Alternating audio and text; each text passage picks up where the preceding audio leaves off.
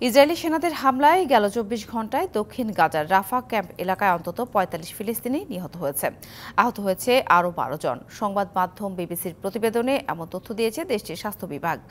স্থানীয়দের বরাদ্দে সংবাদ প্রকাশ করা হয়, রাফার পূর্ব দক্ষিণ দিক থেকে শহরটির মূল কেন্দ্র দখলের চেষ্টা করছিল ইসরায়েলি সেনারা। এছাড়াও ড্রোন হামলা করা হয় মাওয়াশি শরণার্থী তাঁবুতে। এ সময় হতাহতের ঘটনা ঘটে।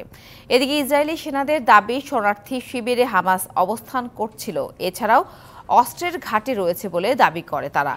নুসাইরাত মধ্য গাজা এলাকায় হামাসের হামলায় ইসরায়েলি সেনা নিহত হয়েছে বলেও দাবি তাদের। এদিকে বিশ্ব স্বাস্থ্য সংস্থা জানিয়েছে, গাজার আল আকসা হাসপাতাল ইসরায়েলি সেনারা দখল করে নেয়ায় ভেঙে পড়েছে স্বাস্থ্য ব্যবস্থা। ৭ই অক্টোবর থেকে ইসরায়েলি আগ্রাসনে দেশটিতে এ পর্যন্ত প্রাণহানি হয়েছে প্রায় ৩৭,৫০০।